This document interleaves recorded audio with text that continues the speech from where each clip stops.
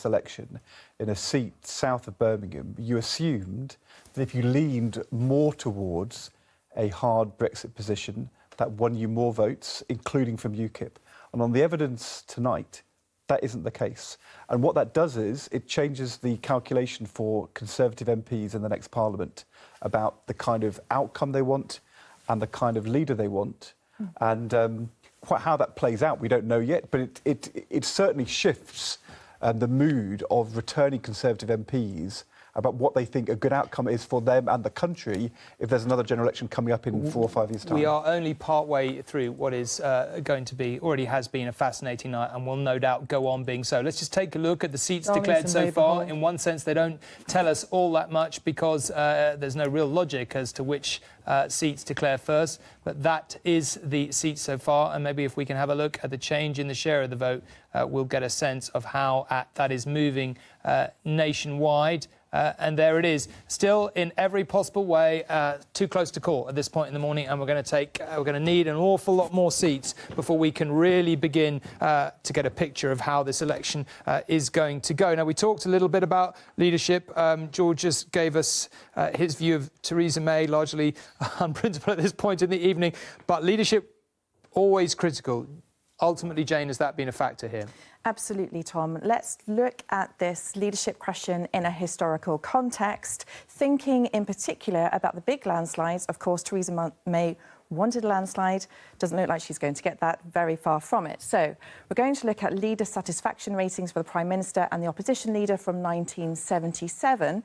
And we're just going to scroll forward to 1983. That was the Thatcher landslide election. Thatcher won a majority of 144. The next big landslide election was, of course, Tony Blair's landslide election, winning 179 majority. Now, at the beginning of this campaign, after the EU referendum, Theresa May's leadership ratings, and of course, what's absolutely critical there is the gap between the leader, the Prime Minister, and the leader of the opposition. Yeah. Her leader ratings were really high. They were much better than Jeremy Corbyn's. But let's just look at the change between when the election was called and the most recent data point, which was in the last few days of the campaign. And you can see Theresa May's leadership ratings plummeting. And there you can see in plain daylight just how good this campaign was for Jeremy Corbyn.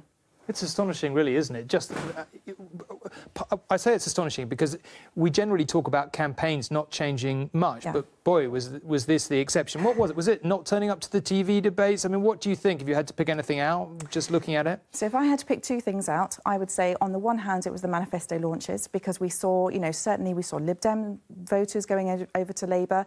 We saw, you know, these huge concerns over social care, and I think, you know, making Theresa May look a bit wobbly and not as decisive and as, not as consistent. Yeah. So I think that was absolutely fundamental. And I also wonder, I do wonder if the, you know, tragic times that we have, you know, lived through in this campaign with the terrorist attacks put the focus onto police numbers and to cuts and austerity, and that helped Jeremy Corbyn. And I think, you know, Jeremy Corbyn had a very good campaign, that sincerity, the authenticity, and also this age in which we seem to be living of anti-establishment politics and almost a kind of populist feel. We talked about it in Brexit, and we talked about it on the night of Trump, and I don't know why we came into the studio tonight thinking that something exceptional wasn't going to happen, because every time we come into an overnight studio we end up with something totally different, don't we, really? Exactly. Well, and of course a lot of it plays out online, where it is being much discussed tonight, as you would expect. Let's go over to Nina. Yeah, thank you, Tom. One thing is for certain this evening, we're only talking really about two politicians, Theresa May and Jeremy Corbyn. Let's get an update on how they're both doing online. How's it looking, Matt? Well, since the exit poll at 10, we've seen lots of search interest in the two party leaders here. Back and forth, back and forth. As I said earlier, Jeremy Corbyn really #1 all the way through.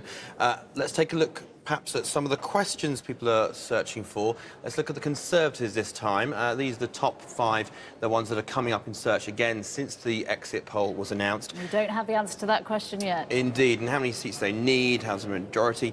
The last one there, why is the Conservative Party called Tory? So some general questions in the mix there too. What about Theresa May herself then? Some interesting ones here, again, since 10 p.m. A lot of different ones about how many seats she needs to stay in, what does she require. I think, number one, though, why did Theresa May call an election? That's been trending on Search since 10 p.m. OK, Matt, thank you. Well, one person that might be able to shed some light on that is the journalist Camilla Cavendish. You heard from her earlier. Camilla, when you've talked about Theresa May in the past, you've described her as not needing to be liked. She didn't need to be liked by journalists. Yes. But in this situation, if we're looking at an exit poll which is correct, which is still open for debate, yes, she did need to be liked by voters, didn't she? Didn't she? Yes. Goodness. And when I said that she didn't need to be liked, I was trying to describe the fact that she has a different kind of ego, I think, to many politicians. And I actually think that was, in many senses, quite an advantage. And I rather admired that when I was a journalist. But I think she has clearly failed to reach out to people. She was up against Jeremy